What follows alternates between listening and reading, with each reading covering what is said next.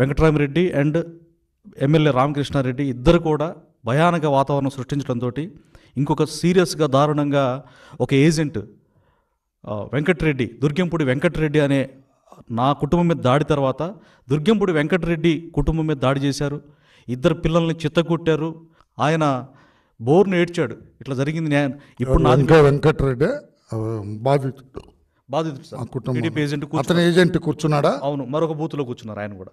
నా కుటుంబం మీద దాడి తర్వాత మా ఇంటి పక్కనే ఆయన ఇల్లు, ఆయన కుటుంబం మీద దాడి చేశారు, చిత్తగొట్టారు. మామూలు కొట్టలేదు. అతను మీ బూత్ ఏజెంట్, అతను వేరే బూత్ ఏజెంట్. ఇది దుర్మార్గం అండి. ఎక్కడ అంటే ఆ ఊళ్ళో అక్కడ నియోజకవర్గంలో ఎవరు కూడా కూర్చోకూడదు, తెలుగుదేశం పార్టీ ఏజెంట్గా ఉండకూడదు. ఉంటే చంపేస్తారు, పోలీసులు తమాషా చూస్తారు. డీజీపీని అడుగుతున్నా, సిఎస్ చీఫ్ సెక్రటరీ గారిని అడుగుతున్నా, వాట్ ఈస్ దిస్? ఆంధ్రప్రదేశ్ రాష్ట్రంలో ఉన్నామా? ఏదైనా డిక్టటోరియల్ గవర్నమెంట్లో ఉన్నామా? ఏదైనా టెర్రరిస్ట్ గ్రామంలో ఉన్నామా? ఎన్నడూ లేనటువంటి విధంగా ఎన్నికల కమిషన్కి సంబంధించి పక్షపాత ధోరణి స్పష్టంగా కనిపించింది.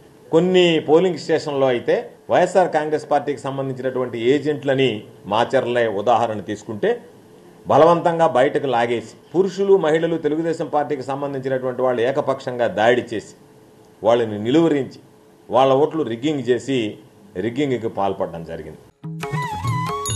ముచ్చింతల్లోని స్టాచ్యూ ఆఫ్ ఈక్వాలిటీ ఆధ్యాత్మిక కేంద్రంలో Ilaiyaraaja live in concert. Samatha Ilayaragam June 8 సాయంత్రం 6 గంటల నుంచి. Book your tickets on BookMyShow. ఎన్నికల కమిషన్ ఈసారి నిష్పక్షపాతంగా పారదర్శకంగా ఎన్నికలు నిర్వహించడంలో వైఫల్యం చెందింది అని చెప్పి మేము భావిస్తున్నాం. నేను వ్యక్తిగతంగా కూడా అభిప్రాయపడుతున్నా. జరిగినటువంటి సంఘటనలన్నీ చూస్తే అనేక సందర్భాలలో వైఎస్ఆర్ కాంగ్రెస్ పార్టీకి సంబంధించినటువంటి పోలింగ్ ఏజెంట్ల మీద దాడి చేస్తే నామమాత్రంగా మొక్కుబడిగా వ్యవహరించారు.